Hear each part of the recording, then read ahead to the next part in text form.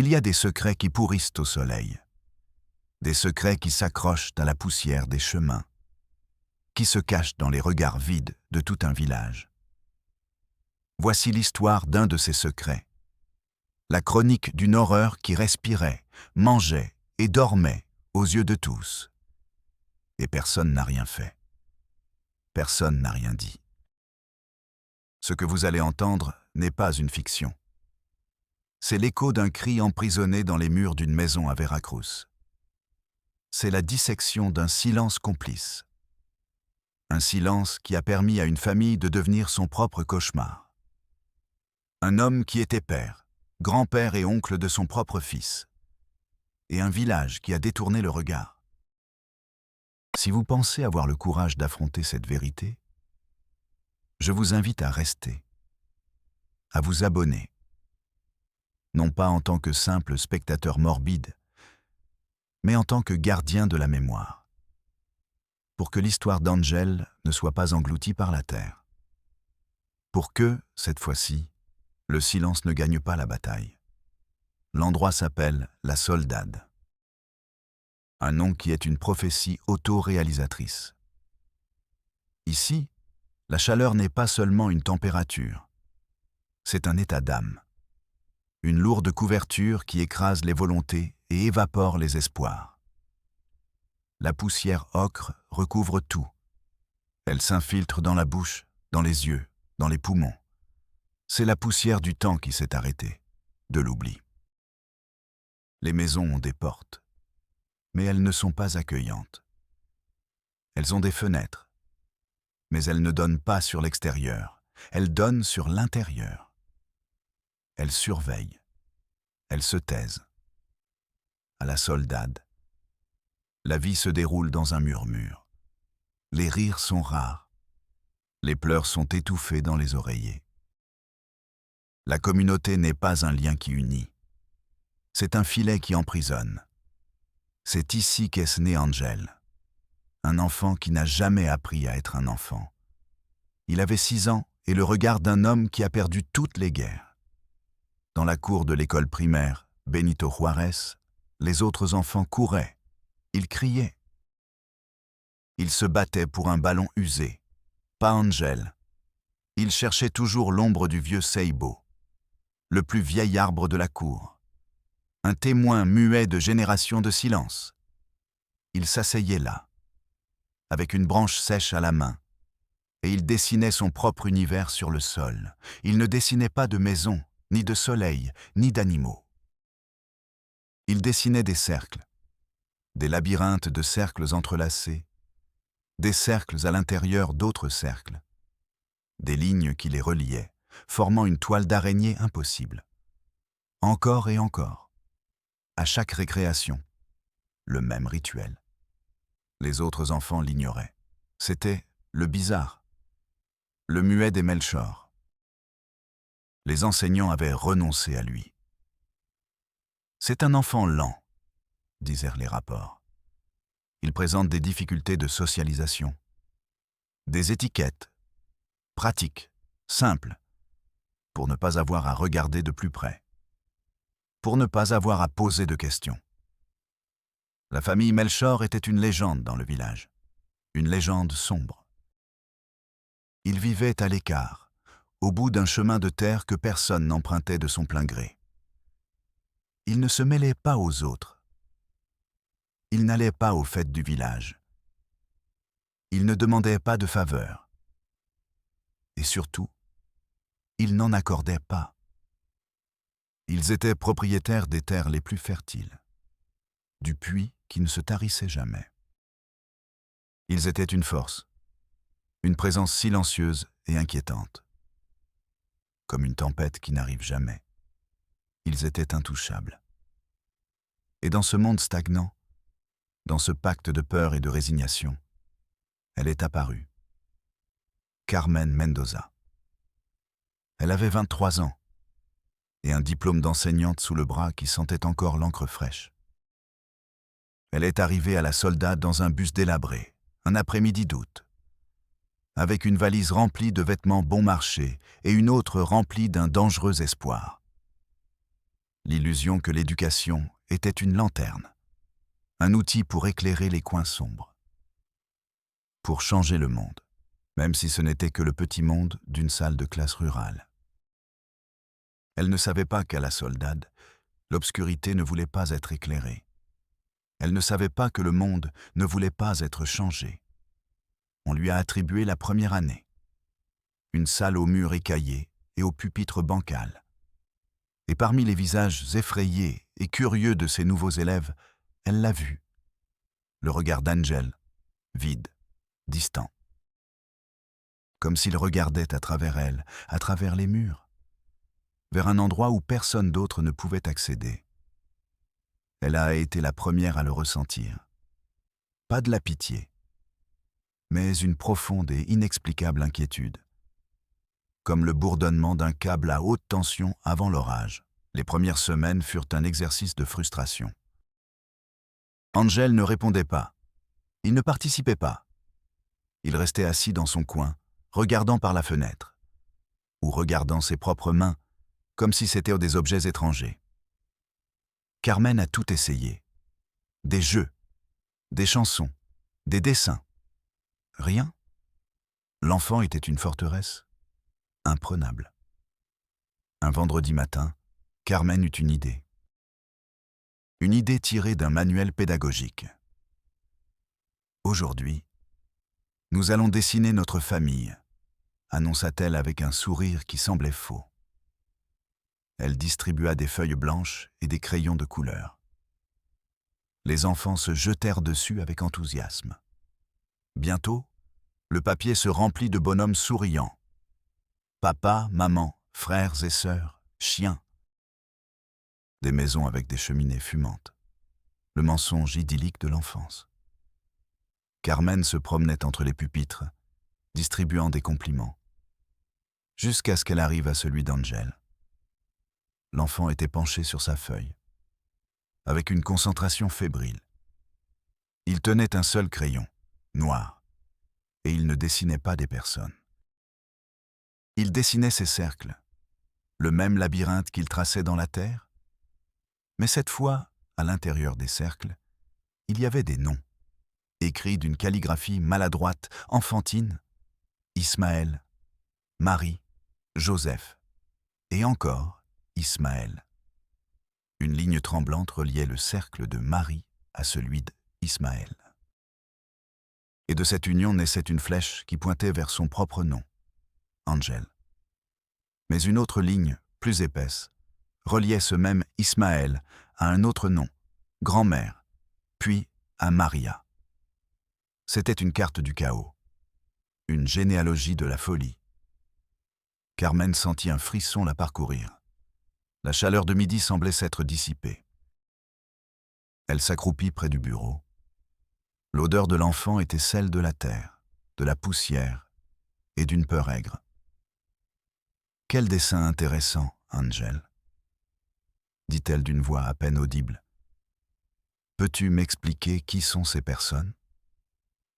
L'enfant ne leva pas la tête. Sa main, agrippée au crayon noir, s'arrêta. Pendant un instant, toute la classe sembla se taire. Puis, avec la pointe du crayon, il désigna l'un des cercles. « Papa !» dit-il. Puis, il en désigna un autre. « Grand-père !» C'était le même nom, Ismaël. Le crayon bougea et relia les deux. Puis lui. Carmen eut l'impression de manquer d'air. Elle ne dit rien d'autre. Elle se contenta de ramasser le dessin à la fin du cours, avec le sentiment de profaner quelque chose, de toucher une plaie ouverte. Ce week-end-là, elle ne put s'empêcher de regarder le dessin. Elle l'étala sur la petite table de sa cuisine louée. Elle essaya de lui trouver un sens logique, une erreur enfantine, une confusion. Mais la précision des lignes, l'insistance sur les noms, ce n'était pas une erreur. C'était une déclaration, une vérité qui suppliait d'être vue. Le lundi, elle décida d'agir. Sa première démarche fut de se rendre à la direction de l'école. La directrice, Madame Elodia, était une femme qui avait fait de la résignation un art. Elle occupait ce poste depuis 30 ans. 30 ans à voir défiler des enfants silencieux et des secrets de famille. Elle avait appris que la meilleure stratégie de survie était de ne pas voir, de ne pas écouter, de ne pas savoir. Carmen entre dans son bureau. Une petite pièce qui sentait le vieux papier et le café rassis. Elle lui montra le dessin. La directrice mit ses lunettes. Elle le regarda par-dessus ses montures. Ses yeux ne montraient ni surprise, ni horreur, seulement une profonde lassitude. « Ah, le petit Melchor », soupira-t-elle. « Toujours si imaginatif. » Le mot « imaginatif » résonna comme une pelle jetant de la terre sur un cercueil. « Je ne pense pas que ce soit de l'imagination », insista Carmen, sentant une boule de glace se former dans son estomac. « Regardez les noms, les liens. Ce n'est pas normal. »« Maîtresse Mendoza », dit la directrice avec une patience condescendante. « Vous êtes nouvelle ici. Il y a des familles particulières. Les Melchor en font partie. Ils vivent dans leur propre monde. Ils ont leurs propres règles. »« Des règles », répliqua Carmen. « Quel genre de règles justifie cela ?» La directrice retira ses lunettes. Elle la regarda fixement, et son sourire aimable s'effaça. « La règle la plus importante à la soldade, mademoiselle, est de ne pas poser de questions sur les affaires des autres. Ce sont des gens puissants. Nous avons besoin d'eux, surtout quand le gouvernement oublie que nous existons. Mon conseil, laissez tomber ce sujet. Concentrez-vous sur l'enseignement de l'alphabet. C'est plus sûr pour tout le monde, surtout pour vous. » La menace n'était pas explicite. C'était pire. C'était un conseil maternel. Un avertissement enrobé de douceur. Carmen quitta le bureau avec le sentiment d'avoir heurté un mur. Un mur invisible, mais solide. Fait de peur, d'intérêt et d'une longue histoire de silence convenu. Elle ne se découragea pas. Elle pensa que la directrice n'était peut-être qu'un rouage du système. Elle essaya de parler à d'autres enseignants dans la salle des professeurs. Dès qu'elle mentionna le nom Melchor, les conversations s'arrêtèrent. Les regards se détournèrent. Certains se levèrent et partirent sous prétexte de devoir préparer un cours. Une enseignante âgée, sur le point de prendre sa retraite, s'est approchée d'elle et lui a chuchoté à l'oreille « Ne cherche pas ce qui n'a pas été perdu, ma fille. Tu aimes ces enfants, n'est-ce pas? Alors ne fais pas de vagues. L'eau est très profonde ici. » Et elle s'est éloignée, la laissant seule au milieu de la salle. Le silence de ses collègues était plus assourdissant qu'un cri. Elle a essayé en dehors de l'école, dans le seul magasin du village. Elle acheta 1 kilo de sucre dont elle n'avait pas besoin, juste pour avoir une excuse. La propriétaire, Doña Remedios, une vieille femme qui savait tout, lui souriait en lui faisant payer. « Vous vous habituez à la chaleur, maestra ?»« Oui, plus ou moins, » répondit Carmen. « Écoutez, une question. Connaissez-vous la famille Melchor ?» Le sourire de Doña Remedios se figea. Il s'évapora. Ses yeux, auparavant vifs, devinrent opaques. « Durs. Ce sont des gens bien, » dit-elle sèchement. « Des travailleurs.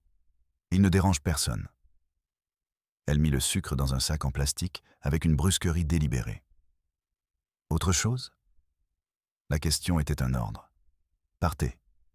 Taisez-vous. » Carmen paya et sortit. Elle sentit les regards des autres clients cloués dans son dos. Des regards de reproche, d'avertissement. Elle était une étrangère qui avait enfreint la règle tacite. Elle avait posé des questions, et tout le village s'était refermé comme une huître. Ce soir-là, dans la solitude de sa chambre, Carmen comprit. Personne ne l'aiderait. Personne ne parlerait. Elle était seule. seul, avec un dessin terrible et l'image d'un enfant aux yeux morts. La peur lui disait d'obéir, de brûler le dessin, d'oublier les cercles, de se consacrer à l'enseignement de l'alphabet. Mais la colère, une colère juste et brûlante, commença à monter en elle. Une colère pour Angel, pour ce village lâche, pour ce secret que tous protégeaient comme un trésor. Et elle prit une décision imprudente, courageuse et terrible. Si Mahomet ne va pas à la montagne, elle irait chez les Melchor. Elle irait au cœur des ténèbres. Elle voulait voir le visage du monstre. Elle ne savait pas que le monstre avait plusieurs visages. Et que l'un d'eux était celui d'un enfant de 6 ans. Le lendemain, Carmen n'est pas allée à l'école.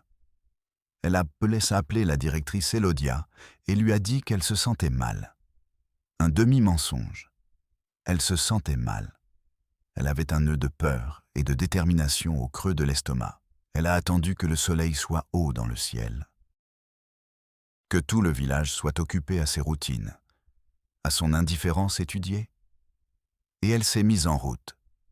Le chemin menant à la maison des Melchor était une punition. Il n'y avait pas d'ombre. Le soleil de Veracruz tapait fort.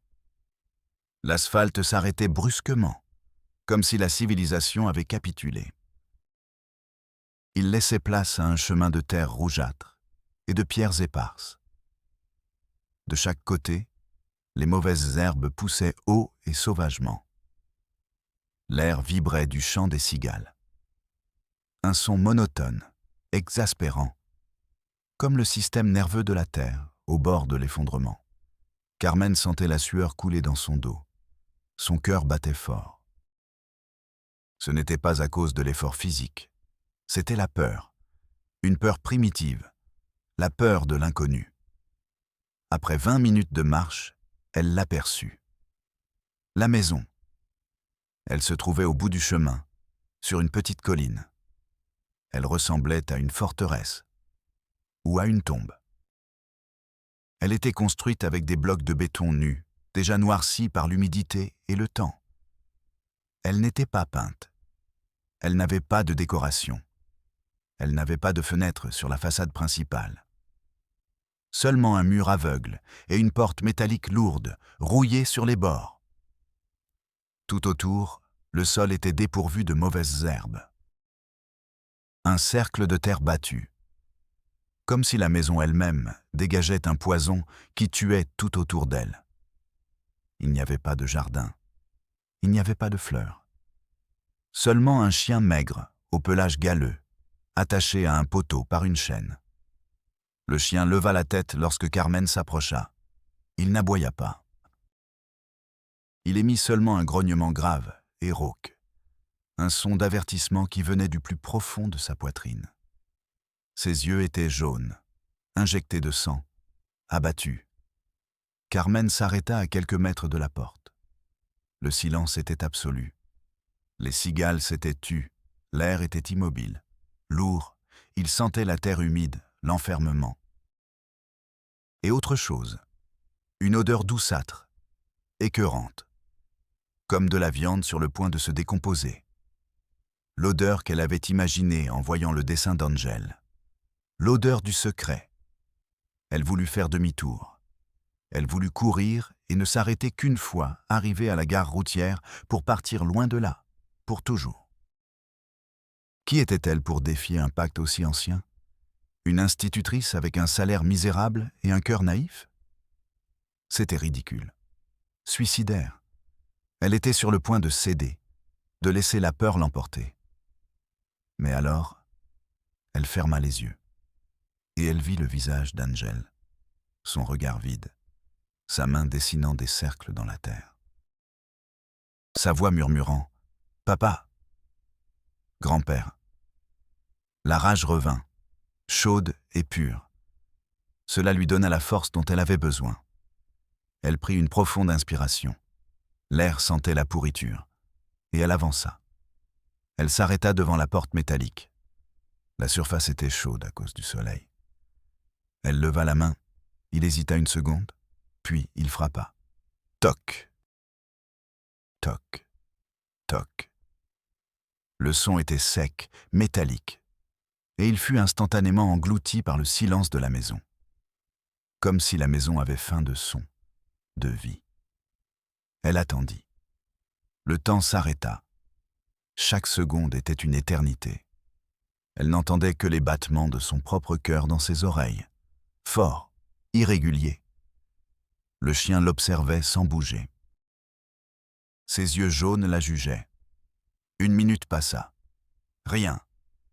Carmen pensa qu'il n'y avait personne, ou qu'il n'avait pas l'intention d'ouvrir, qu'elle avait échoué. Elle ressentit un étrange mélange de soulagement et de déception. Elle fit demi-tour, prête à partir. Et puis, elle l'entendit. Un bruit métallique provenant de l'intérieur. Le grincement d'un verrou en fer qu'on faisait glisser. Lentement, lourdement. Le bruit d'une crypte qui s'ouvrait. Carmen resta pétrifiée. La porte s'ouvrit. Pas complètement, juste une fente. Une bande d'obscurité verticale au milieu de la lumière aveuglante. Et dans cette bande de noirceur, un visage apparut. Non, d'abord ce furent les yeux. Des yeux sombres, sans fond, identiques à ceux d'Angel, mais dépourvus de toute émotion. Ni curiosité, ni surprise, ni hostilité. Seulement un immense vide. Puis, elle vit le reste du visage. Une mâchoire carrée, recouverte d'une barbe de plusieurs jours. La peau tannée par le soleil. Un homme grand, corpulent. Une montagne de chair et de silence. C'était Ismaël Melchor, le nom du dessin. Le début et la fin de tout. « Oui » dit-il. Sa voix ne correspondait pas à sa taille. Elle était plate, monotone, comme celle de quelqu'un qui parle dans ses rêves. Ce n'était pas une question. C'était un défi. Carmen sentit sa gorge s'assécher. Les mots ne sortaient pas. Elle s'éclaircit la voix. « Bonjour », parvint-elle à dire. Sa voix était aiguë, inconnue. « Je suis Carmen Mendoza, la maîtresse d'Angel. » L'homme ne réagit pas. Son expression ne changea pas. Il continua à la regarder depuis l'obscurité de la maison. Évaluant, pesant le pour et le contre. Carmen sentit son regard comme un poids physique, comme s'il la déshabillait. Pas son corps, son âme. Il voyait ses peurs, ses intentions, son courage ridicule. « Angel n'est pas allé à l'école aujourd'hui », continua Carmen, s'accrochant à son excuse. « Je voulais savoir s'il allait bien. » Ismaël cligna des yeux. Lentement, comme un reptile. « Angel va bien, » dit-il. La phrase était un verdict, un point final. La porte commença à se fermer. « Attendez !» cria Carmen, avec un désespoir qu'elle ne pouvait contrôler. La porte s'arrêta. « Je voudrais parler à la mère de l'enfant, » dit-elle, essayant de paraître professionnelle. « À propos de ses progrès à l'école. » Ismaël resta silencieux pendant un moment. Puis, un sourire à peine perceptible se dessina sur ses lèvres. C'était la chose la plus terrifiante que Carmen ait jamais vue. Un sourire qui ne contenait ni joie, ni gentillesse. Seulement une connaissance ancienne et perverse. « Entrez », dit-il. Et il ouvrit complètement la porte. La décision d'entrer fut la plus difficile de sa vie. Chaque instinct de survie lui criait de courir, de s'éloigner de cette maison et de cet homme. Mais la curiosité et un étrange sentiment de devoir envers Angel la poussèrent à avancer. Elle fit un pas et franchit le seuil. Le changement fut instantané. De la chaleur torride de l'extérieur au froid humide de l'intérieur. Du silence de la campagne au silence dense et oppressant de la maison. La porte métallique se referma derrière elle. Le bruit du verrou qui se remit en place ressemblait à celui d'un loquet sur la porte d'une cellule. Elle était piégée. Il lui fallut quelques secondes pour que ses yeux s'habituent à l'obscurité. La pièce était grande et presque vide. Les murs en béton étaient renus. Le sol, en ciment poli, reflétait la faible lumière qui pénétrait par une porte ouverte au fond. Il y avait peu de meubles. Une grande table en bois brut, plusieurs chaises. Et dans un coin, un fauteuil à bascule. Dans le fauteuil à bascule, il y avait une femme. Elle tournait le dos à la porte et regardait vers le mur. Elle se balançait, d'avant en arrière, d'avant en arrière. Un rythme lent, hypnotique. Ses longs cheveux noirs tombaient dans son dos comme un voile. Elle ne se retourna pas lorsque Carmen entra. Elle ne sembla pas remarquer sa présence. Sur le sol, près du fauteuil à bascule, 2 enfants jouaient. Un garçon d'environ 4 ans et une fille qui n'avait pas plus de 2 ans. Ils jouaient en silence, avec des morceaux de bois. Ils les déplaçaient d'un côté à l'autre sans but apparent. Leurs mouvements étaient lents, sourds, comme s'ils étaient sous l'eau. Ils levèrent sur les yeux vers Carmen, et elle vit leurs yeux, les mêmes yeux sombres, vides, la même mâchoire carrée. Ils étaient des copies miniatures d'Ismaël. Ils ressemblaient davantage à Melchor. Encore des cercles dans le labyrinthe. « Voici Maria », dit Ismaël derrière elle. Carmen sursauta. « Ma femme. Et voici José et Lucia. Mes autres enfants. » La voix d'Ismaël la traversa comme une décharge électrique. Maria, le nom du dessin. La femme dans le fauteuil à bascule ne bougea pas. Elle continua à se balancer rythmiquement, comme si elle était sourde, aveugle et muette, ou comme si elle avait choisi de l'être. « Asseyez-vous, maîtresse, » dit Ismaël.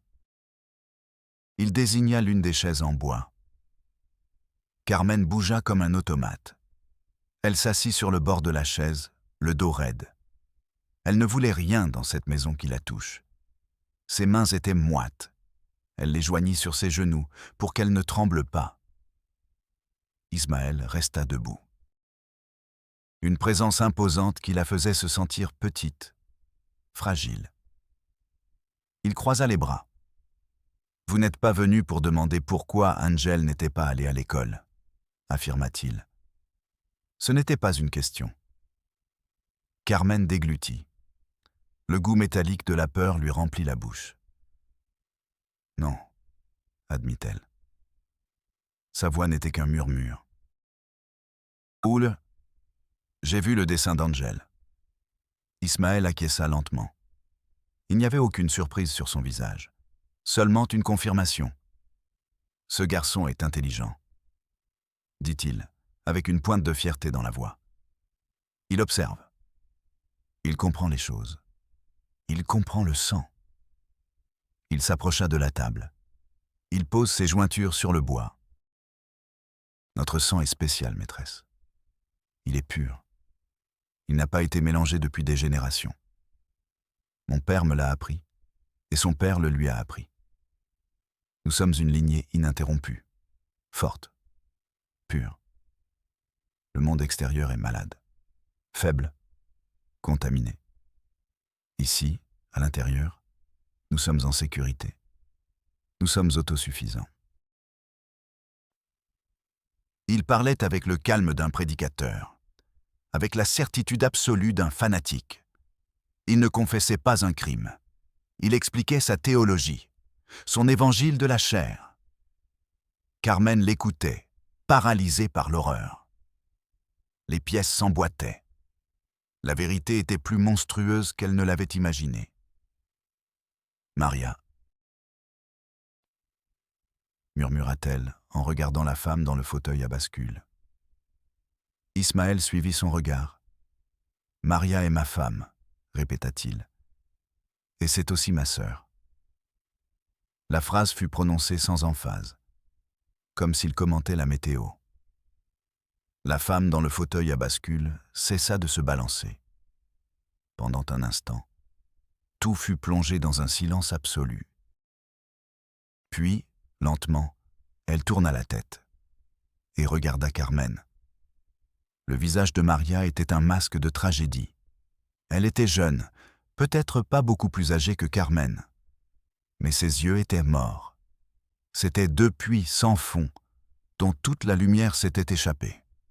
Elle avait les mêmes traits qu'Ismaël, et les mêmes traits qu'Angel.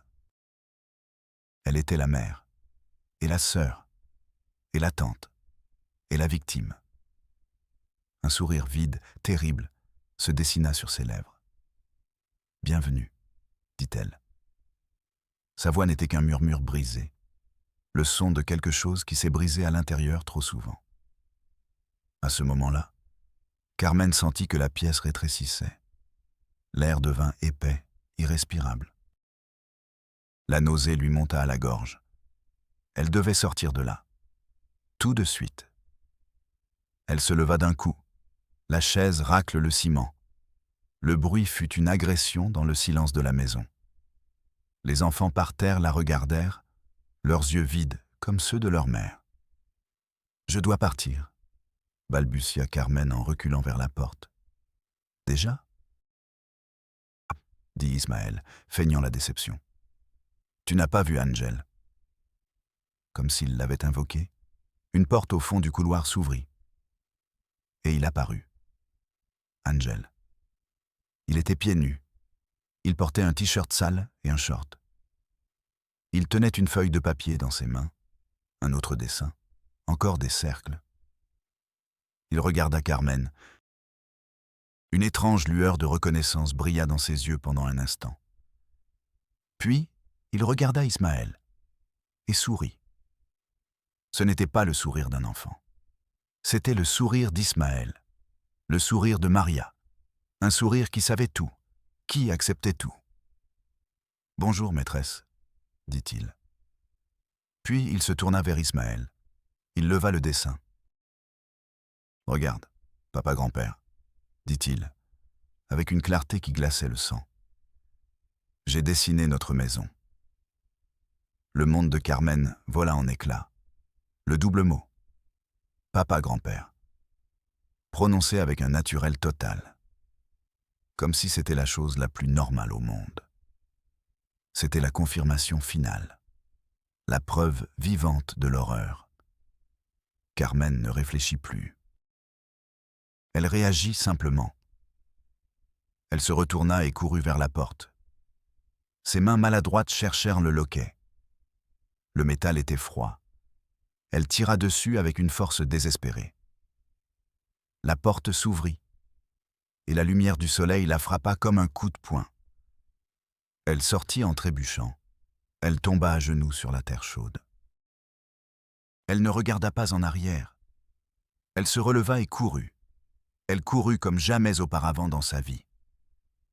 Le bruit de sa propre respiration haletante remplissait ses oreilles. L'odeur de pourriture s'était collée à sa peau. Elle ne s'arrêta que lorsque ses jambes ne répondirent marche plus. Elle arriva à sa petite maison, entra en claquant la porte et verrouilla le loquet. Elle glissa le long de la porte jusqu'au sol. Tout son corps tremblait. Elle s'enlaça elle-même, essayant d'arrêter les convulsions. Mais le froid venait de l'intérieur. Un froid qui s'était installé dans son âme. Et là, sur le sol de sa cuisine, entourée par la sécurité de ses 4 murs, Carmen Mendoza finit par craquer. Elle vomit. Puis, elle pleura. Elle pleura pour Angel, pour Maria, pour les enfants silencieux. Elle pleura pour un monde où une telle horreur pouvait exister, et elle pleura pour elle-même, parce qu'elle savait qu'une partie d'elle-même était restée à jamais dans cette maison, et qu'elle ne serait plus jamais la même. Le monstre n'était pas né avec Ismaël, il était né bien avant. C'était une graine plantée dans un sol fertile de peur et d'orgueil. Une graine arrosée de silence et de violence. Pour comprendre l'horreur dont Carmen a été témoin, il faut remonter le temps. Il faut déterrer les ossements des premiers Melchor. Il faut écouter les échos emprisonnés dans les murs de cette maison. L'histoire commence avec un homme. Ismaël Melchor, le premier. Le patriarche. L'origine du fléau. Il est arrivé dans la région au début du XXe siècle. Il n'était pas d'ici. Il venait du nord, fuyant le sang et le chaos de la Révolution. C'était un homme qui avait tout perdu, sauf deux choses. Un petit sac de pièces d'or et une méfiance absolue envers l'humanité. Il voyait dans le monde extérieur un nid de traîtres, de faibles et de voleurs. Sa seule religion était la terre. La terre ne ment pas. La terre ne trahit pas. La terre est le pouvoir. Avec son or, il acheta la meilleure parcelle de la région. Un vaste terrain qui comprenait la seule source qui ne se tarissait jamais.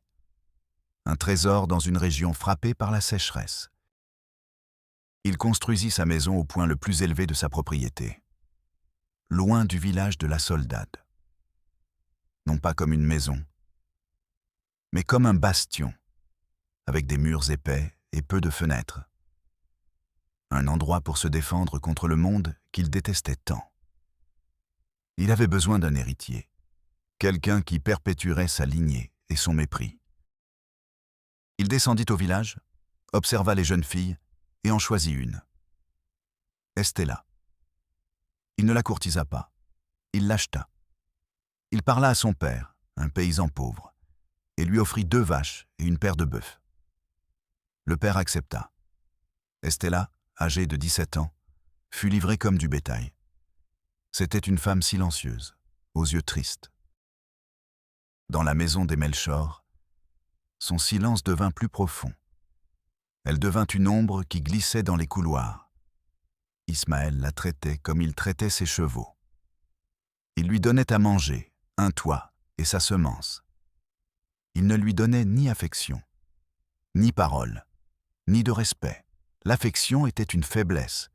Ils eurent un seul enfant, un garçon. Il l'appela Ismaël, comme lui, non pas par amour, mais par possessivité. Cet enfant était son double, son héritage, son immortalité. L'éducation du 2e Ismaël fut un endoctrinement. Son père ne lui apprit pas à jouer, il lui apprit à travailler. Il ne lui apprit pas à partager, il lui a appris à accumuler. Il ne lui a pas appris à aimer.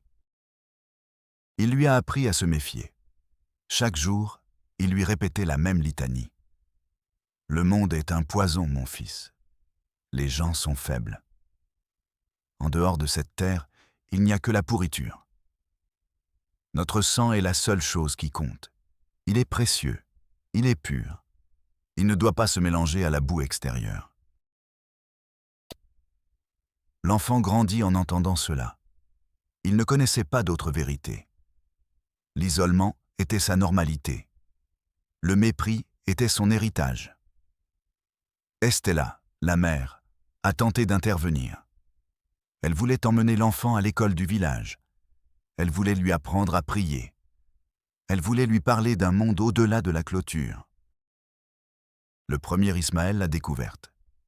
Il l'a traînée dans la grange. Il l'a frappée avec une ceinture en cuir. L'enfant, qui avait 8 ans, a tout entendu depuis sa chambre. Les cris de sa mère, les coups secs, les sanglots étouffés. Cette nuit-là, il a appris la leçon la plus importante de la maison Melchor. La volonté de l'homme est la loi. Et la désobéissance se paie par la douleur. Estella n'a plus jamais réessayé. Elle est devenue un fantôme. Ses yeux ont perdu leur dernière lueur de vie. Le silence est devenu son refuge et sa prison. Le 2e Ismaël a grandi pour devenir une copie conforme de son père, grand, fort, silencieux et rempli du même poison. Le monde extérieur était une menace. Les gens du village, des êtres inférieurs. Quand il atteignit l'âge de se marier, plusieurs familles du village, attirées par la richesse des Melchor, lui proposèrent leurs filles. Le vieux patriarche les rejeta toutes avec mépris. « Mélanger notre sang avec ses affamés ?» grognait-il. « Salir notre lignée ? Ta femme doit être digne. pure. Et ici, il n'y en a aucune. Le deuxième Ismaël, déjà âgé de 30 ans, ne protesta pas. La volonté de son père était la sienne. Il attendrait. Le temps passait différemment dans la maison Melchor. C'était un temps circulaire, répétitif, semé, récolté, accumulé, détesté. La mère, Estella, mourut un hiver. De tristesse, de silence. Son corps abandonna. Le vieux Ismaël n'a pas versé une larme. Il l'a enterré dans un coin de la propriété, sans croix ni nom, comme on enterre un animal. Quelques mois plus tard, il l'a suivi. Un matin, le deuxième Ismaël l'a trouvé dans son lit, froid, rigide, avec la même expression de mépris sur le visage qu'il avait eue de son vivant. Il l'a enterré à côté de sa mère. Et alors, le deuxième Ismaël se retrouva seul. Il avait presque 40 ans, propriétaire d'une fortune en terres et en bétail, et prisonnier d'une solitude absolue. La maison, immense et silencieuse, semblait se moquer de lui. Les journées étaient supportables. Le travail dans les champs occupait son esprit. Mais les nuits étaient un enfer. Le silence était rempli d'échos. La voix de son père, les sanglots de sa mère. La solitude commença à le ronger, à le rendre fou. Il parlait tout seul, il errait dans les pièces vides. L'obsession de la pureté, inculquée par son père, devint une idée fixe. Il avait besoin d'un héritier, mais il ne pouvait faire venir personne de l'extérieur. Ce serait trahir le seul commandement qu'il connaissait. Le nœud semblait insoluble. Jusqu'à ce que le destin, ou le diable, lui en présente une. Une cousine au 2e degré de sa mère, dont il se souvenait à peine avoir entendu parler, mourut dans un village voisin. Elle laissa une fille orpheline, une jeune fille de 16 ans nommée Adéla. Sans famille proche pour s'occuper d'elle, le curé du village, connaissant la richesse du solitaire Melchor, la lui envoya. Peut-être, pensa le prêtre naïf, que la charité adoucirait le cœur de l'ermite. Lorsqu'Adéla arriva à la maison, le deuxième Ismaël vit la réponse à ses prières. Elle était jeune, effrayée, malléable. Et surtout, elle avait le même sang. Lointain, certes, mais c'était le sang de Melchor. Dans son esprit tordu, ce n'était pas une transgression. C'était la solution parfaite, un moyen de perpétuer la lignée sans la contaminer. Sang pur, se répétait-il comme un mantra. La phrase de son père. Adéla, effrayée et seule au monde, n'avait pas le choix. Elle accepta de rester. Ismaël lui donna une chambre, de la nourriture, des vêtements. Et la nuit, il lui rendait visite dans son lit. Il prenait ce qu'il considérait comme lui appartenant de droit. Adéla pleurait en silence, comme Estella avait pleuré avant elle. L'histoire se répétait. Le schéma se renforçait. De cette union profane naquirent 2 enfants. Un garçon, qu'il appela Ismaël, le 3e, et une fille, qu'il appela Maria. Les enfants grandirent dans un isolement encore plus extrême que celui de leur père. Leur seul univers était les limites de la propriété. Leur seul Dieu était leur père. Leur seule loi était le silence. Adéla, leur mère cousine, leur apprit à lire et à écrire. Mais elle ne leur apprit pas à remettre en question. Elle-même avait perdu cette capacité depuis longtemps. Elle s'était fanée. Elle était devenue une ombre tremblante qui cuisinait, nettoyait et obéissait. Elle mourut lorsque son fils Ismaël avait 17 ans et sa fille Maria 15 ans. Le cercle de sa triste vie s'était refermé. Le deuxième Ismaël, désormais un vieil homme, regarda ses enfants adolescents. Il vit en eux son chef-d'œuvre. 2 spécimens de sang pur, forts, en bonne santé, isolés du poison du monde. Mais son temps était compté. Il devait assurer la prochaine génération, le prochain tour dans la spirale. Et la solution était là, devant lui, si évidente. Si pure, son fils et sa fille. Une nuit, il appela le jeune Ismaël dans sa chambre. Le garçon, élevé pour obéir aveuglément, se présenta. Son père, assis dans le vieux fauteuil à bascule, lui expliqua son plan, non pas comme une option, mais comme un devoir sacré. « Ta sœur Maria sera ta femme », lui dit-il de sa voix rauque. C'est la seule solution, la seule façon de préserver la pureté du sang. Vous aurez des enfants forts, de vrais enfants, des enfants Melchor. C'est ton devoir, c'est l'héritage de ton grand-père, c'est ma volonté. Le jeune Ismaël, celui qui ouvrirait la porte à Carmen des années plus tard, ne ressentit ni horreur ni dégoût. Il ressentit le poids de la responsabilité. Il ressentit de la fierté. Il avait été choisi pour poursuivre la mission sacrée. Maria, en revanche, résista. Lorsque son frère-père lui annonça la nouvelle, elle cria. Elle pleura. Elle supplia. Pour la première fois de sa vie, une Melchor osait dire non. La rébellion fut de courte durée. Son père, le vieux Ismaël, l'enferma dans la cave pendant 3 jours, sans nourriture, sans eau, dans l'obscurité totale. Le 3e jour, lorsqu'on la sortit de là, elle était brisée. L'esprit qu'elle avait osé éveiller avait été écrasé. Elle avait appris la leçon, la même que sa grand-mère Estella, la même que sa mère Adéla. La volonté de l'homme est la loi, et le silence est synonyme de survie. Ainsi, Ismaël III prit sa sœur Maria pour épouse. Et la spirale de l'horreur prit un nouveau tournant, encore plus monstrueux. Leur premier enfant s'appelait Angel. L'enfant qui naquit avec le fardeau de 3 générations de péché dans le sang. L'enfant qui, instinctivement, dessinait sur la terre la carte de sa propre condamnation. Le village le savait. Bien sûr qu'il le savait. Il voyait Maria, une adolescente, avec son ventre gonflé. Il voyait de naître un enfant avec les mêmes yeux que son frère. Ils entendaient les rumeurs. Ils assemblaient les pièces du puzzle.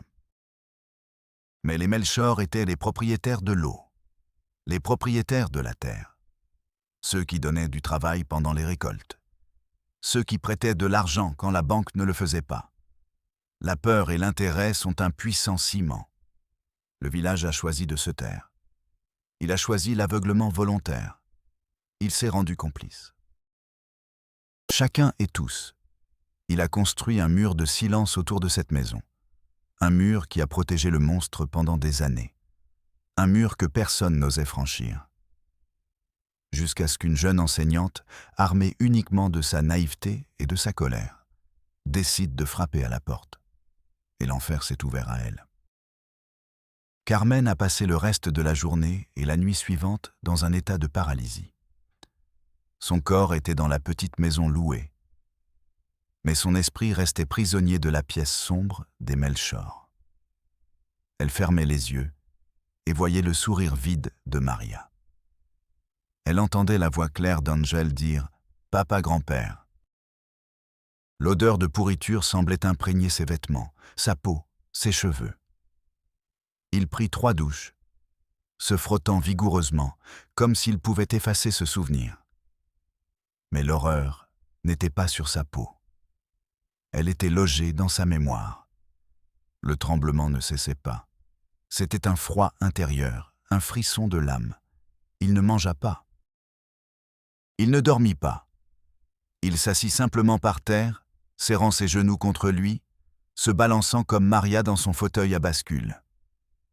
La peur était une présence physique dans la pièce. La maison des Melchor n'était plus seulement une maison. C'était un organisme vivant, et elle avait senti son haleine fétide. Elle savait qu'Ismaël ne l'avait pas laissé partir par gentillesse. Il l'avait laissée partir parce qu'il ne la considérait pas comme une menace. Elle était un insecte, insignifiante. Son pouvoir était si absolu, sa réalité si hermétique, que l'opinion d'une enseignante extérieure n'avait aucune importance. Cette arrogance était ce qui l'avait sauvée. Et cette même arrogance, décida Carmen, serait sa perte. Le deuxième jour, le tremblement commença à se transformer en autre chose. En rage. Une rage froide, lucide. L'image du visage brisé de Maria se superposait à celle de la directrice Elodia, lui conseillant de ne pas faire de vagues. Le sourire d'Ismaël se mêlait aux regards évasifs des habitants du village. Ce n'était pas seulement une famille monstrueuse. C'était un écosystème de méchanceté, un jardin d'horreur cultivé par la lâcheté de beaucoup. Et Carmen refusa d'être une jardinière de plus. Elle refusa de se taire. Elle refusa d'oublier. Elle se releva du sol. Ses jambes étaient engourdies. Elle s'habilla avec les premiers vêtements qu'elle trouva. Elle ne se regarda pas dans le miroir. Elle ne voulait pas voir ses propres yeux effrayés. Dans un sac à dos, elle rangea l'essentiel. Sa carte d'identité, le peu d'argent qui lui restait et le dessin d'Angel. Elle plia la feuille de papier avec un soin respectueux. C'était une carte de l'enfer. Et c'était sa seule arme. Elle prit le premier bus qui quittait la Soledad. Alors que le véhicule s'éloignait, elle regarda par la fenêtre le village qui rapetissait au loin. Elle ne ressentit aucune nostalgie. Elle ressentit du mépris. Chaque maison était un tombeau. Chaque habitant un complice. Il se promit de ne pas revenir, à moins que ce ne soit pour arracher le secret à la racine. Le voyage jusqu'à Xalapa, la capitale de l'État, fut une transe. Il s'assit près de la fenêtre, sans regarder le paysage. Il repassait dans sa tête ce qu'il allait dire, encore et encore, cherchant les mots justes. Ceux qui pourraient briser l'indifférence, celle qui pourrait transmettre l'ampleur de l'horreur. Elle était naïve. Elle croyait encore que la vérité, à elle seule, suffisait. Elle croyait encore en la justice. Le système était sur le point de lui donner une leçon brutale. Le bureau du procureur général de l'État était un bâtiment moderne et imposant, de verre et d'acier, conçu pour projeter une image de puissance, de transparence, d'efficacité. Un mensonge architectural. Carmen entra, le cœur battant, partagé entre la peur et l'espoir. L'intérieur était un labyrinthe de couloirs froids, éclairé par une lumière fluorescente qui donnait à tout le monde un air malade. L'air sentait le café brûlé, le nettoyant bon marché et le désespoir de centaines d'histoires comme la sienne. Après avoir été envoyée d'un guichet à l'autre, elle s'est retrouvée dans une salle d'attente au 3e étage. Unité d'aide aux victimes. Le nom était une plaisanterie cruelle. La salle était pleine de monde. Des femmes aux yeux gonflés d'avoir pleuré. Des hommes au regard perdu. Des personnes âgées, agrippées à des dossiers remplis de documents. Tous partageaient la même expression d'épuisement. L'expression de ceux qui se battent depuis trop longtemps contre un mur. Carmen s'assit sur une chaise en plastique. Et elle attendit. Elle attendit 1 heure, puis une autre. Le temps dans cette salle était lourd, collant. À chaque minute qui passait, une petite partie de sa colère s'évaporait, remplacée par l'ennui et l'humiliation de l'attente. C'était une stratégie, une façon d'épuiser les gens. Les fatiguer, les faire abandonner, les renvoyer chez eux. Finalement, une voix monotone l'appela par haut-parleur. « Carmen Mendoza, passez dans la cabine 4 !» La cabine 4 était un petit espace claustrophobe, séparé des autres par de minces panneaux en mélamine. On pouvait entendre les conversations d'à côté. des fragments d'autres tragédies. Un homme vêtu d'une chemise froissée et d'une cravate tachée de café l'attendait derrière un bureau recouvert de piles de dossiers. Il leva les yeux au-dessus de ses lunettes. Son regard était terne d'ennui. « Parlez », dit-il, sans même se présenter. Son ton sous-entendait « Soyez brève. J'ai des choses plus importantes à faire. » Carmen prit une inspiration, et elle se mit à parler. Elle lui raconta tout. Sa voix, d'abord tremblante, gagna en force à mesure que la colère revenait. Elle lui parla de la soldade, du silence, de l'école. Elle lui décrivit la maison, la porte métallique, l'odeur. Elle brossa avec des mots le portrait d'Ismaël, de Maria, des enfants silencieux. Elle sortit le dessin d'Angel et le posa sur le bureau. « Regardez » implora-t-elle. « C'est la confession d'un enfant. » Et enfin, elle lui raconta la scène qui l'avait brisée. La voix d'Angel disant « Papa, grand-père ». Tout au long du récit, l'homme tapait sur son ordinateur. Clic, clic, clic. Le bruit était une torture, un métronome de l'indifférence. Il ne posa pas une seule question. Il ne la regarda pas dans les yeux.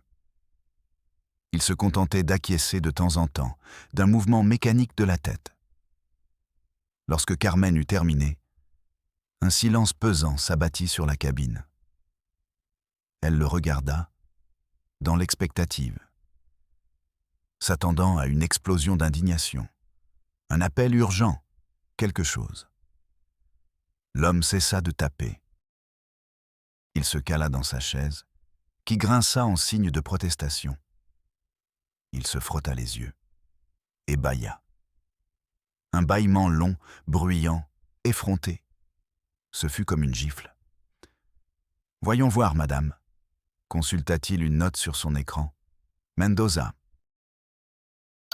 « Ce que vous me décrivez ici, » dit-il en pointant l'écran avec un stylo, « est un cas présumé de violence familiale, avec une possible configuration du délit d'inceste et d'abus sexuels. » Il utilisait les termes juridiques comme un bouclier, pour ne pas avoir à ressentir quoi que ce soit, pour transformer l'horreur en un paragraphe du code pénal.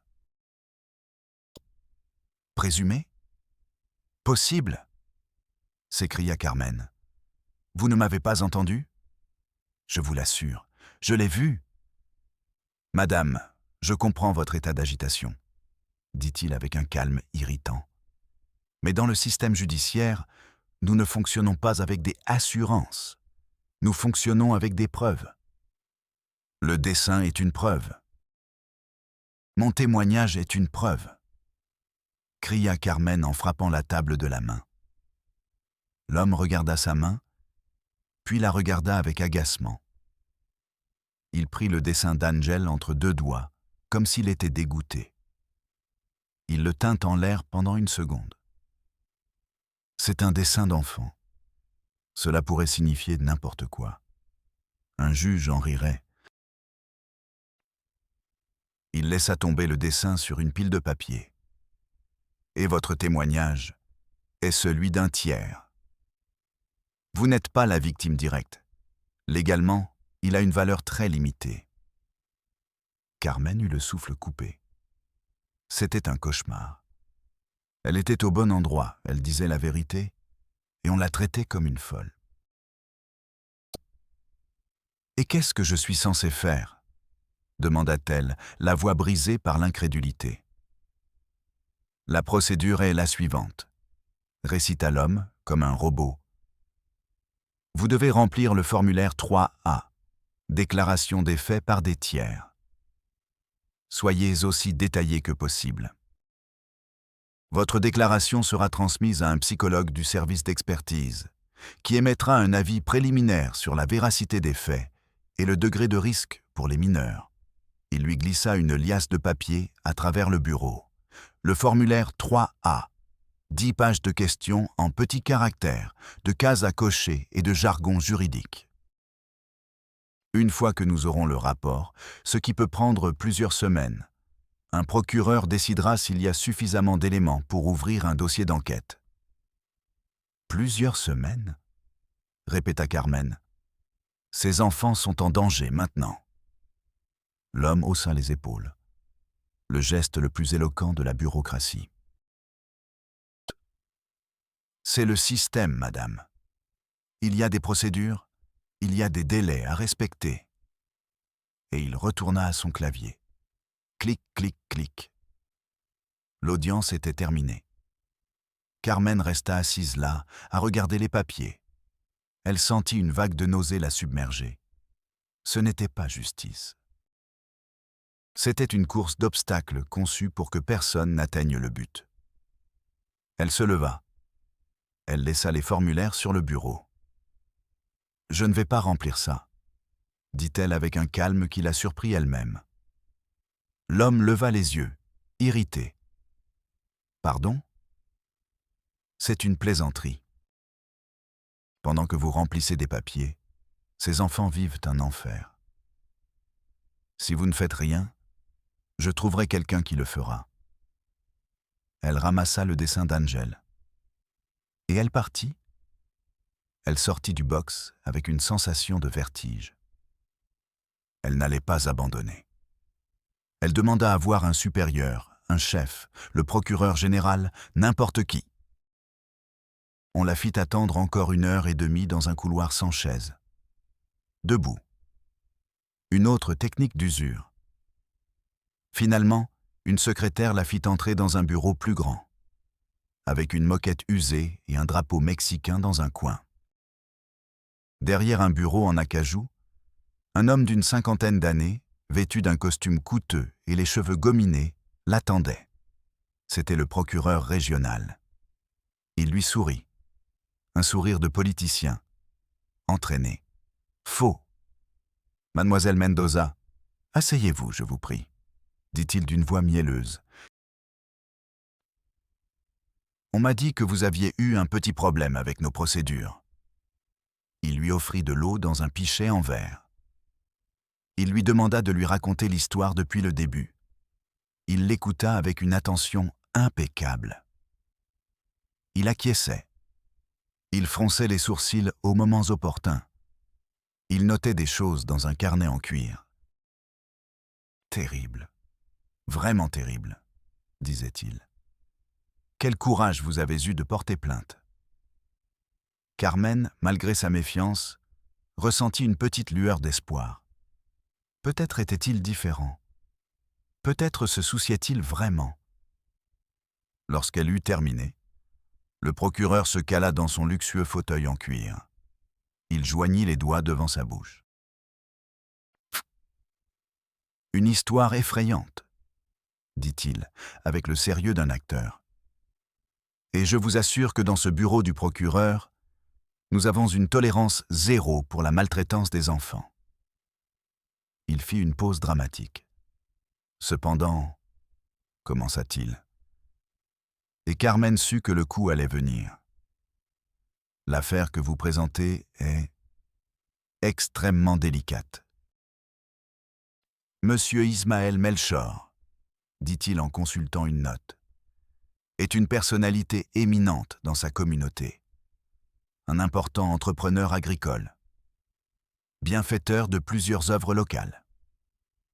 Agir contre lui sans preuves irréfutables serait imprudent. Cela pourrait détruire la réputation d'un homme honorable. L'institution pourrait faire face à un procès de plusieurs millions de dollars. Nous devons être prudents, protéger l'intégrité de l'institution. L'institution, le même mot que l'autre, le monstre bureaucratique se protégeant lui-même. « Et l'intégrité des enfants ?» répliqua Carmen. « Ah, précisément, » dit le procureur en souriant comme si elle était tombée dans son piège. « C'est pourquoi nous devons être intelligents, stratégiques. » Il se pencha en avant. Sa voix baissa d'un ton complice. « Écoutez, nous allons faire cela proprement. Vous me dites que vous n'avez pas vu l'enfant Angel depuis 2 jours, n'est-ce pas? Carmen acquiesça, perplexe. Parfait, s'exclama le procureur en tapotant doucement la table. Oublions un instant la question des abus, qui est difficile à prouver. Pour l'instant, ce que nous avons, c'est la disparition d'un mineur. Vous, son enseignante, vous ne savez pas où il se trouve. C'est beaucoup plus simple. Avec une déclaration de disparition, nous pouvons agir immédiatement, envoyer une patrouille, interroger la famille. C'est la procédure standard. Cela nous permettra d'entrer légalement dans la maison, et une fois à l'intérieur, nous verrons bien ce que nous trouverons. Cela semblait être un plan brillant, une solution. Mais Carmen sentit un frisson la parcourir. Il déformait en la vérité. Il réemballait l'horreur pour qu'elle s'inscrive dans un formulaire plus pratique. Alors, que dois-je faire ? Demanda-t-elle. Le procureur sourit, triomphant. Il se leva et se dirigea vers un classeur. Il en sortit une feuille de papier bleu. Vous allez remplir le formulaire 2B, rapport de personnes absentes ou disparues. Ne mentionnez rien au sujet de l'inceste ou des abus.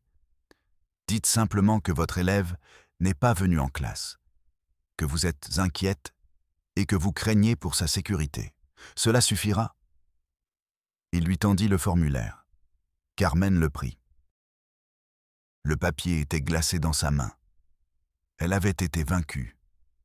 Pas par un non, mais par un oui, qui était le pire des mensonges. Ils l'avaient absorbée. Ils l'avaient intégrée au système. Ils avaient fait d'elle une complice de la bureaucratie. Elle resta à regarder le formulaire, les cases vides, attendant d'être remplies d'une demi-vérité. Le procureur était déjà retourné à son bureau. Il consultait son téléphone. Pour lui, le problème était résolu. L'horreur avait été classée. Et sa journée pouvait continuer. Carmen sortit du bureau du procureur régional. Elle marcha dans les couloirs froids sans croiser personne. Dans sa main, elle froissait le formulaire 2B, le papier bleu. La couleur de la capitulation. Elle arriva à la sortie et le soleil de l'après-midi la frappa. Elle s'assit sur la première marche de l'entrée du bâtiment. Le bruit de la ville, les voitures, les sirènes lointaines. Tout lui semblait être l'écho d'un monde auquel elle n'appartenait plus. Elle déplia le formulaire. Rapport de personnes absentes ou disparues. Chaque mot était un mensonge. Angel n'était pas absent. Il était prisonnier. Il n'était pas disparu. Il était condamné. Et elle, avec ce papier, était sur le point de devenir complice de cette mascarade. On lui avait proposé une solution qui n'en était pas une. C'était un placebo. Une façon de calmer les apparences, tandis que le cancer continuait de se développer à l'intérieur. Une fois à l'intérieur, nous verrons ce que nous trouverons, avait déclaré le procureur. Carmen savait ce que cela signifiait. Une visite, un rapport qui dirait « rien à signaler », une tape dans le dos pour la maîtresse inquiète. Et le cercle des Melchor continuerait de tourner, désormais avec la bénédiction implicite de la loi. Elle ressentit une vague de rage si intense qu'elle en eut les mains qui tremblaient. Une rage contre le bureaucrate ennuyeux, contre le procureur souriant, contre tout le système. Un système conçu non pas pour protéger les anges du monde, mais pour se protéger lui-même. Elle regarda le formulaire bleu, et d'un geste lent et délibéré, elle le déchira en 2, puis en 4, puis en 8, jusqu'à ce qu'il ne reste plus qu'une poignée de confettis inutiles. Elle ouvrit la main et laissa le vent emporter les morceaux. Elle les vit voler et se disperser sur la place. Comme sa foi en la justice. Elle n'allait pas jouer leur jeu. Si le système était un mur, elle n'allait pas se cogner la tête contre lui. Elle allait le dynamiter. Elle se leva. Il n'y avait plus de peur dans ses yeux, seulement une détermination froide comme l'acier. Si la justice était sourde, elle ferait tellement de bruit qu'elle ne pourrait s'empêcher d'entendre. Si la justice était aveugle, elle allumerait un feu si grand que même les aveugles pourraient le voir. Elle avait besoin d'un mégaphone. Elle avait besoin de la presse. Elle se souvint avoir entendu parler des journalistes indépendants de Xalapa. Ceux qui travaillaient en marge, licenciés des grands médias parce qu'ils dérangeaient trop. Ceux qui vivaient de café et de rage. Ceux qui n'avaient rien à perdre. Elle se renseigna dans un kiosque à journaux.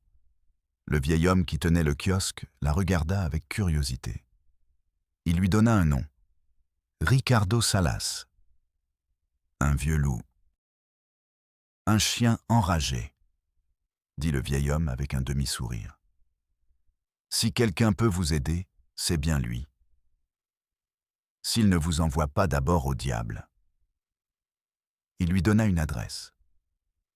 Le bureau de Ricardo Salas se trouvait au 2e étage d'un immeuble délabré dans le centre historique, au-dessus d'un bar qui empestait la bière rance et l'urine. Carmen monta un escalier en bois qui craquait sous ses pieds. La porte était ornée d'une plaque en laiton tordu. Ricardo Salas, journaliste. Elle sonna. Personne ne répondit. Elle entendit de la musique jazz très forte à l'intérieur. Elle sonna plus fort. La musique s'arrêta. « J'arrive, putain !» cria une voix rauque. La porte s'ouvrit brusquement. Un homme d'une 60aine d'années, aux cheveux gris ébouriffés, à la barbe de plusieurs jours et à la chemise tachée, la regarda de haut en bas. Ses yeux étaient injectés de sang, mais ils étaient intelligents, pénétrants. Il sentait la cigarette et le whisky bon marché. « Oui ?» grogna-t-il. « Vous vendez des bibles ou vous cherchez une âme perdue ?» Carmen ne broncha pas. « Je cherche un journaliste, » dit-elle. « Eh bien, vous en avez trouvé un en voie de disparition. Que voulez-vous ?»« J'ai une histoire que personne ne veut entendre. » Ricardo éclata d'un rire sec. « Bienvenue au club, entrez. Mais ne touchez à rien. Le désordre est un système organisé. » La pièce était le chaos incarné. Des piles de livres et de journaux partout. Un cendrier débordant. Une vieille machine à écrire à côté d'un ordinateur portable. Une bouteille de whisky à moitié vide sur la table. « Parlez !» dit Ricardo en s'asseyant et en allumant une autre cigarette.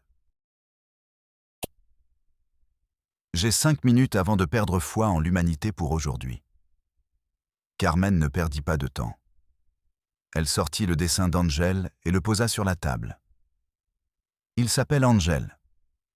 Il a 6 ans. Son père est aussi son grand-père et son oncle. » Ricardo cessa d'aspirer la fumée. Il haussa un sourcil. « Continuez, » dit-il d'un ton soudainement sérieux. Carmen lui raconta tout, sans fioriture, sans larmes, avec une précision froide, chirurgicale. La maison, la famille, le village silencieux, la visite au parquet, le formulaire 3A, le formulaire 2B, le cynisme des fonctionnaires. Pendant qu'elle parlait, Ricardo l'écoutait en silence. Son regard de chien enragé se transforma peu à peu. Il vit la vérité dans les yeux de Carmen. Et il sentit le sang d'une grande histoire, le genre d'histoire qui vous rappelle pourquoi vous avez choisi ce maudit métier. Lorsque Carmen eut terminé, Ricardo resta à regarder le dessin. Il le toucha du bout du doigt. « Melchor », murmura-t-il. Les intouchables, les maîtres de l'eau et du silence. Vous savez que si je publie ça, ils viendront vous chercher, l'avertit-il. Et moi aussi. La peur est votre meilleure arme, répondit Carmen. Le temps de la peur est révolu. Ricardo la regarda. et il vit en elle la jeune journaliste qu'il avait été 30 ans auparavant. Avant que le cynisme ne le ronge. Il sourit, un sourire sincère cette fois. « Je vous aime bien, jeune fille, » dit-il. « Vous avez du cran. Laissez-moi le dessin. Disparaissez pendant quelques jours. Ne parlez à personne.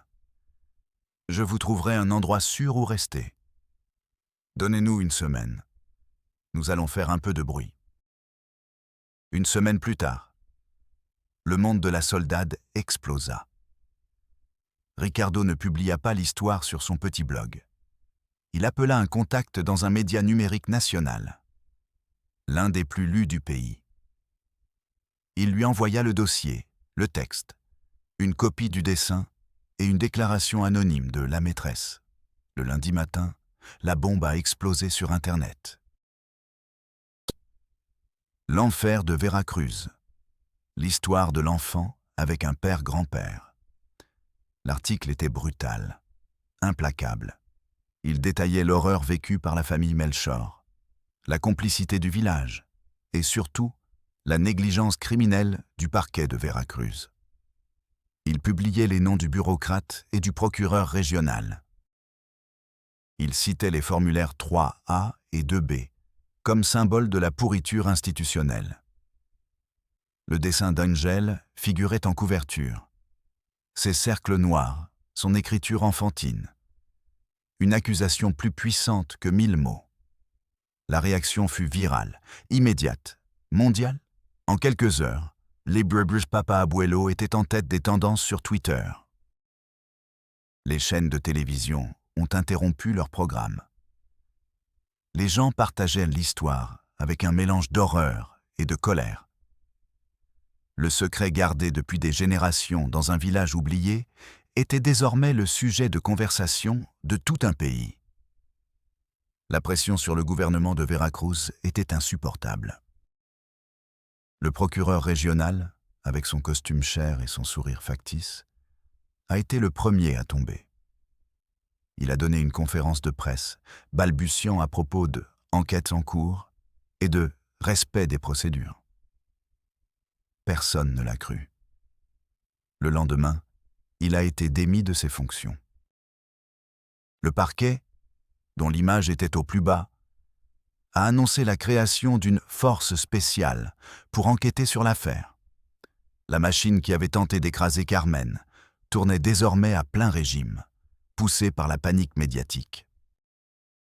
Un convoi de véhicules blindés, de patrouilles de la police d'État, de fourgonnettes du DIF et d'une caravane de presse a fait irruption à la soldade. Leurs sirènes ont brisé le silence. Les habitants du village se sont enfermés chez eux. Ils ont baissé les volets. Mais cette fois, le silence ne les protégeait pas. Il les accusait. Lorsque les autorités sont arrivées chez les Melchor, elles ont trouvé la maison vide. Ismaël, Maria et les 3 enfants étaient partis. La maison était propre, bien rangée, comme s'ils attendaient des visiteurs. Mais sur la table de la cuisine, ils ont trouvé une feuille de cahier, un dernier dessin d'Angel, un seul cercle géant. Et à l'intérieur, les mots F-I-N. Les recherches ont été massives.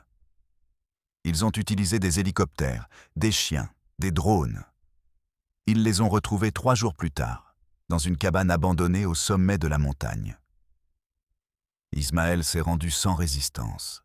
Son visage ne montrait ni peur, ni remords, seulement une froide résignation. Maria était dans un état catatonique, serrant dans ses bras ses 2 plus jeunes enfants qui pleuraient en silence. Et Angel regarda les policiers armés, les psychologues, les caméras, et il leur sourit. Le même sourire vide que celui de son père. Un sourire qui disait « Vous arrivez trop tard. Le mal est déjà fait. » Le procès fut un véritable spectacle médiatique. Ismaël Melchor a été condamné à la peine maximale pour une longue liste de crimes. Il n'a jamais montré la moindre émotion. Il s'est assis sur le banc des accusés comme une statue de pierre. Un monument à sa propre perversion. Les enfants ont été le véritable champ de bataille. Séparés et placés sous la tutelle de l'État. Les psychologues ont déclaré que c'était pour briser le cercle vicieux. José et Lucia, les plus jeunes, ont été donnés en adoption à des familles d'autres États. Leurs noms ont été changés pour les protéger. Mais Angel était trop âgé, trop conscient. Il a passé par plusieurs centres d'accueil. C'était un enfant brillant, mais tourmenté. Il faisait des cauchemars terribles. Il dessinait compulsivement. Des cercles. Toujours des cercles. Sa thérapie a été longue et difficile. Il a appris à appeler les choses par leur nom. Père, mère, frère. Mais au fond de son esprit, les mots interdits continuaient de le hanter. Papa grand-père, maman sœur. Maria a été diagnostiquée avec un trouble dissociatif grave. Son esprit avait construit des murs pour se protéger d'une horreur insupportable. Elle a été internée de façon permanente dans un hôpital psychiatrique. Elle passait ses journées dans un fauteuil à bascule, dans le jardin de l'hôpital, se balançant, d'avant en arrière, perdue dans un monde où plus personne ne pouvait lui faire de mal. Ricardo Salas est devenu une légende du journalisme. Il a remporté des prix. On lui a proposé des postes dans les plus grands médias. Il les a tous refusés. Il est resté dans son bureau chaotique, au-dessus de la cantine, attendant la prochaine histoire que personne d'autre ne voudrait raconter. Et Carmen ? Elle n'est jamais retournée à la Soldat. Elle n'a plus jamais enseigné dans une salle de classe. Cette expérience l'avait transformée. Elle l'avait endurcie, mais sans la rendre cynique. Elle a déménagé à Mexico et a commencé à travailler pour une organisation non gouvernementale qui défendait les droits des enfants. Elle est devenue une avocate acharnée, experte dans l'art de naviguer dans les méandres de la bureaucratie. Elle utilisait sa colère comme carburant. Elle luttait contre les mêmes systèmes qui avaient autrefois tenté de la réduire au silence. Elle sauvait d'autres Angeles, un formulaire à la fois. La maison des Melchor fut abandonnée. Les habitants du village évitaient même de passer devant. Ils disaient qu'on entendait des pleurs la nuit, que la maison était maudite. Mais la véritable malédiction ne se trouvait pas dans la maison. Elle était dans le silence qui l'entourait, dans l'aveuglement volontaire de tout un village. L'histoire des Melchor est une blessure dans la mémoire du Mexique. Un rappel que les monstres les plus terribles ne se cachent pas toujours dans l'obscurité. Parfois, ils vivent en plein jour, protégés par la peur, nourris par notre indifférence.